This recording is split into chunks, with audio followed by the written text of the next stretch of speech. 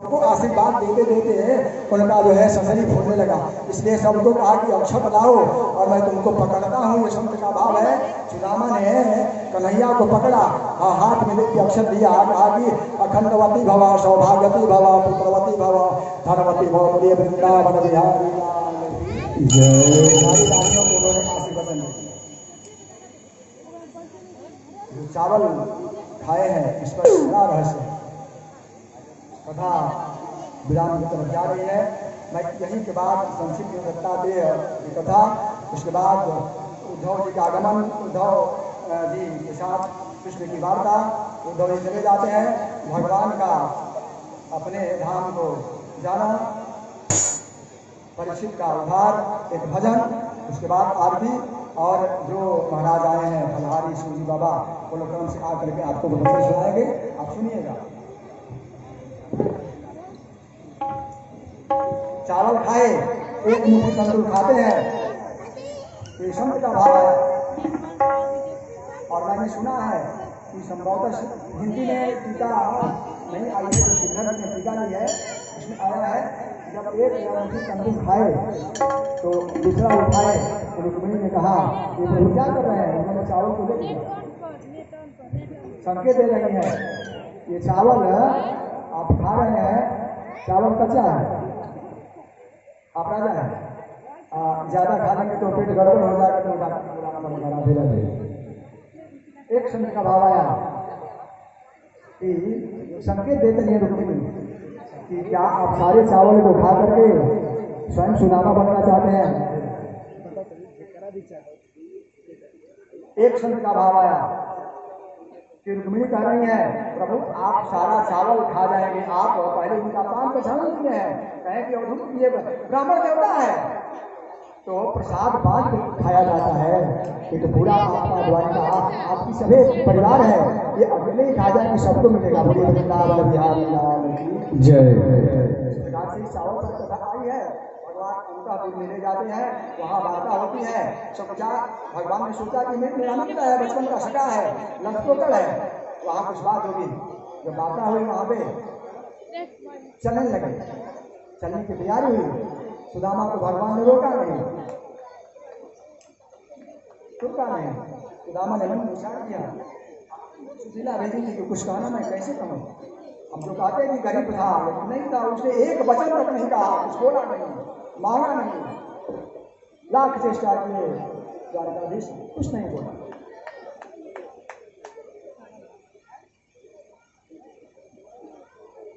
अंत में जलने लगा, जान गए कुछ नहीं कहेगा, शब्द का धनी है, वचन का धनी नहीं है। भगवान ने कहा मेरे भाभी ने कोई संदेशा दिया है। सुदामा ने कहा तेरी भाभी ने एक बात कही है, एक मास दुई पाख में, एक महीना, एक मास दुई पाख में दो एकादशी हो, एक मास दुई पाख में दो एकादशी हो, और कृपा की दिन बंधु ने नित्य एकादशी हो। हे प्रभु महीने में दो एकादशी होती है, एक कृष्ण पक्ष की और एक शुक्ल पक्ष की, और आपने इतनी बड़ी कृपा की है कि हमारे घर में रोज एकादशी होती है। मतलब ये एकादशी को हम अन्न नहीं पाते हैं, कुछ नहीं पाते हैं, ऐसे रहते हैं, जलाहार करते हैं। भगवान सुदामा को पकड़े और कहे सुदामा भैया भाभी से संदेशा देना। अरे होनी सी सो गई, होनी सी सो हो गई, अब ऐसी ना हो भाभी तेरे भवन में द्वादशी हो। भाभी जो होना था वो हो गया, अब तेरे भवन में रोज द्वादशी होगा। मतलब एकादशी का पारण द्वादशी में होता है, उसे पारण करने को बोलेगा। बोलिए दीन बंधु भगवान की जय। सुखदेव भगवान ने कहा हे राजन, इस प्रकार से भगवान दीनबंधु कहलाए, उन्होंने दोनों पर बड़ी कृपा की, आयु की कृपा की। वो अपने कुटुंबियों के साथ आकर के जदवंशियों के साथ आकर के जीवन यापन कर रहे हैं।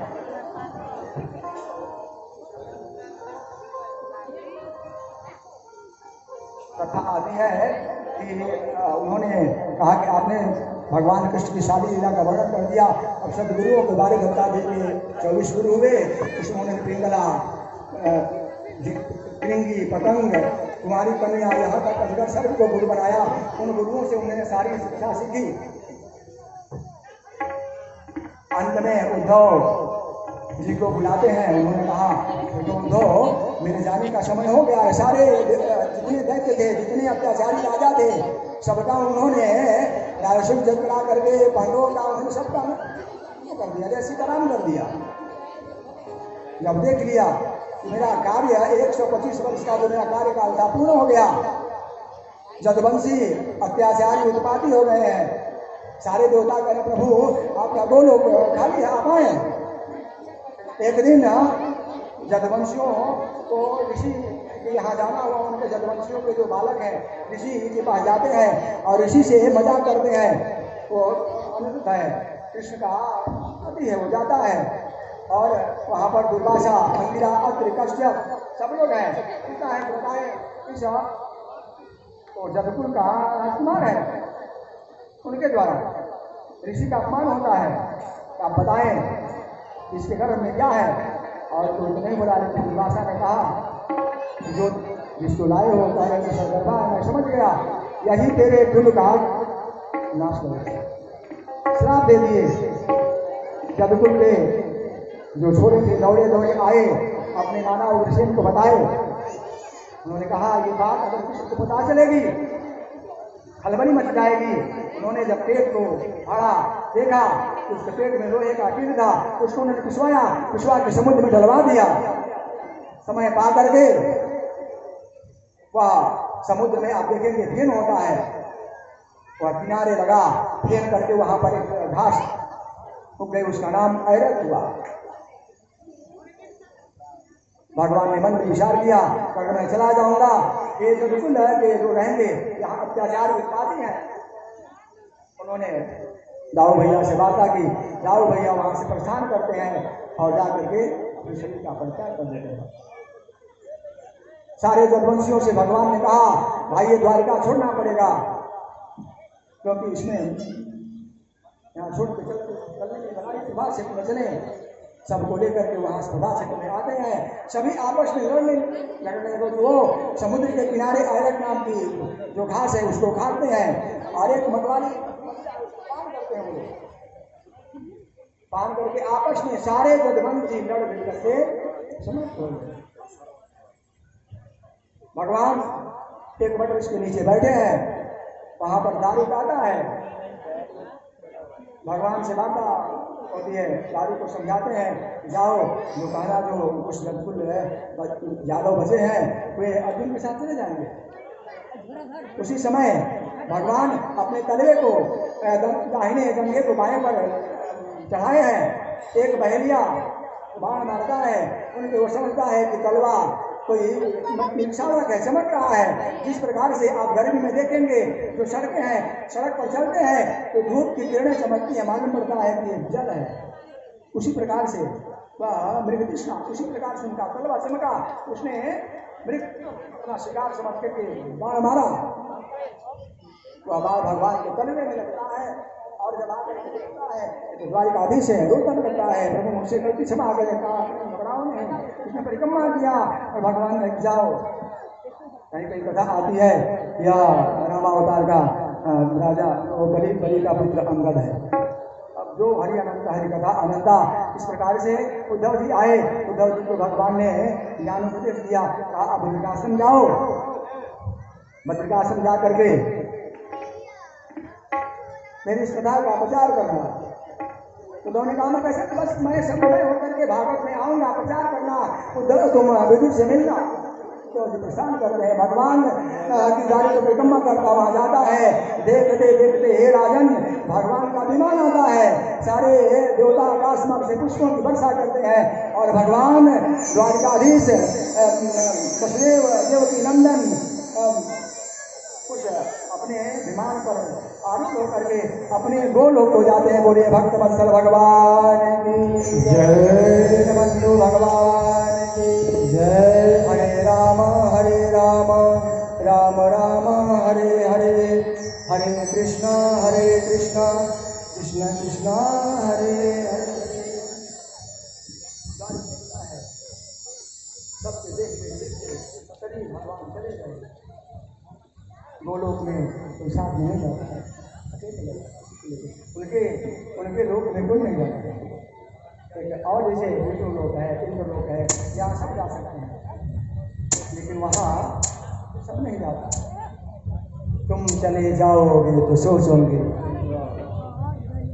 तुम चले जाओगे तो सोचेंगे,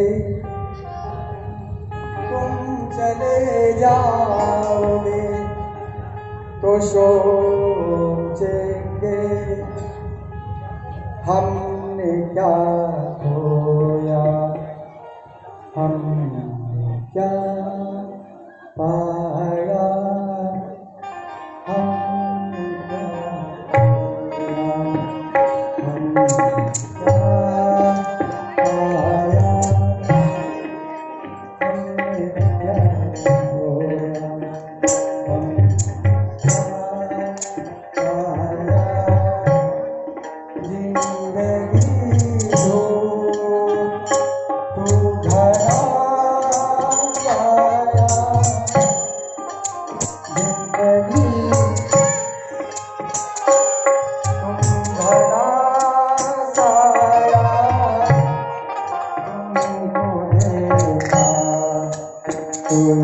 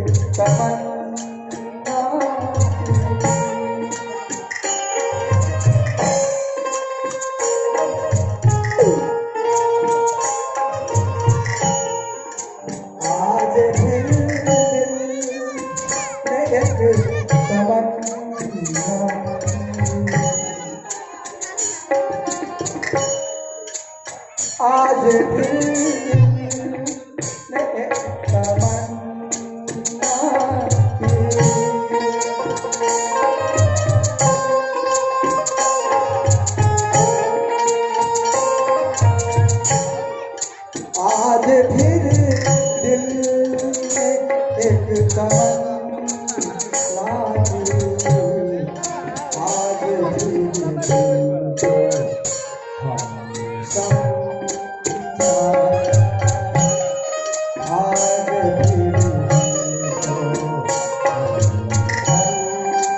समझाया,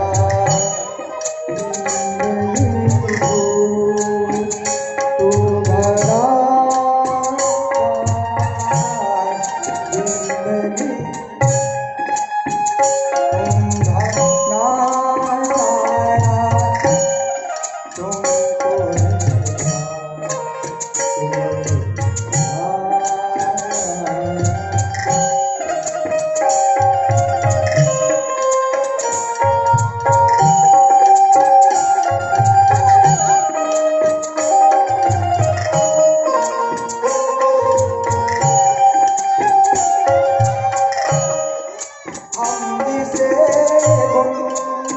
गुना नहीं सकते,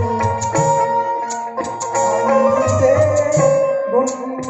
गुना नहीं सकते, वक्त ने ऐसा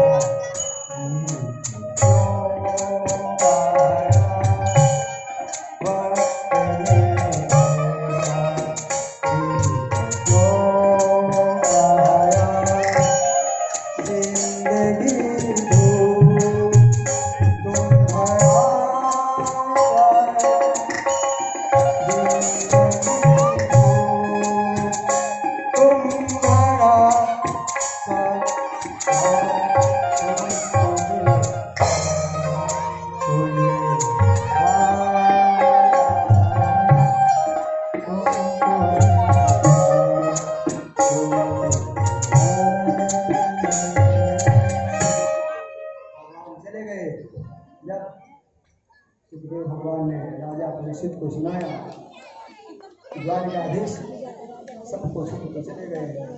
तो क्रंदन करने लगा। भगवान सुखदेव ने कहा, सावधान करेगा सुनो, देखो राजन जो संसार में आया है सबको जाना है, यहाँ आवागमन लगा हुआ है। आवागमन से मुक्ति का एक ही कारण है, अगर तू बचना चाहता है तो भगवान का संकीर्तन कर। संकीर्तना ये नगरी छोड़ करके सबको जाना पड़ेगा। प्रेम नगर मत जा मुसाफिर, प्रेम नगर मत जा,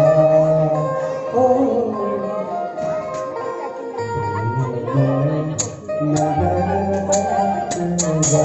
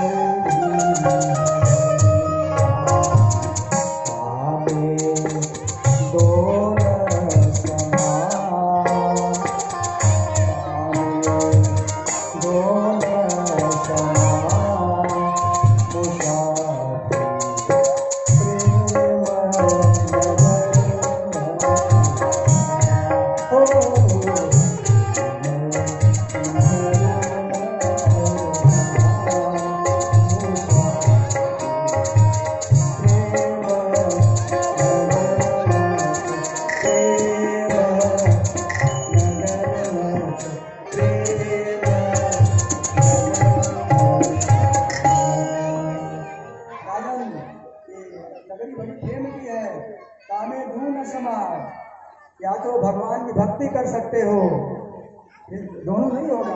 प्रेम नगर की शक्ति है। भगवान से भक्ति करने के लिए निर्मल मन चाहिए। निर्मल तन्मय हो जाओ, अपने चित्त को एकाग्र करो। ये समझो कि तक्षक के आने से पहले तुमने अपने आप को श्याम सुंदर में अपने चित्त को लगा दिया। जिस प्रकार से तुम्हारे प्रपितामह भीष्म पितामह ने कन्हैया के सामने कहा, मेरी चित्त तुम्हारी कन्या है, इसका बारे का संस्कार करें। आप भी चित्त को लगा दो, उसमें मति को एकाग्र किया। एकाग्र करके भगवान श्याम सुंदर में राजा परीक्षित मन को लगाया।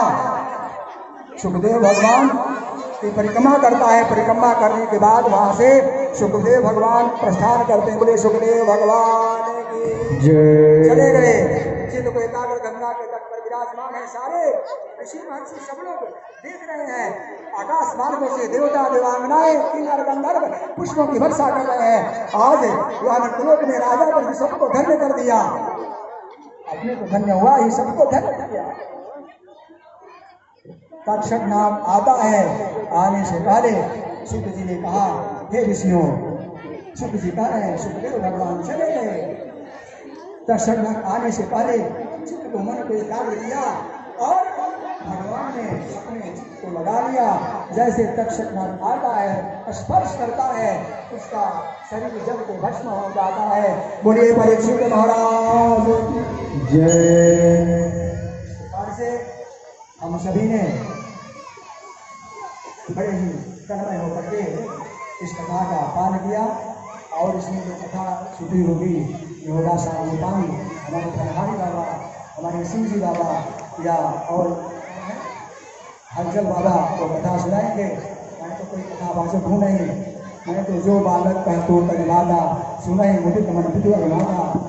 मैं इस गाँव में पुनः कह देना चाहता हूँ कि गोपाल जी लाल जी गोपाल जी के प्रेम में बंध करके यहाँ कथा सुनाने के लिए आ गए। मैं तो आया था कि संस्कृत का पलायन करूँगा, लेकिन मैं कैसे बोल रहा हूँ, कहाँ से बोल रहा हूँ, ये समझ नहीं आ रहा है। गोपाल जी का प्रेम, जिस गोपाल जी ने मुझे अपने गोद में खिलाया पिलाया, आज वो बालक गोपाल जी जो पिता तुल्य है उनको कथा सुना रहा है। जिससे बड़ा मेरा भाग्य होगा। एक अंतिम भजन और मेरे द्वारा अगर वाणी से कोई शब्द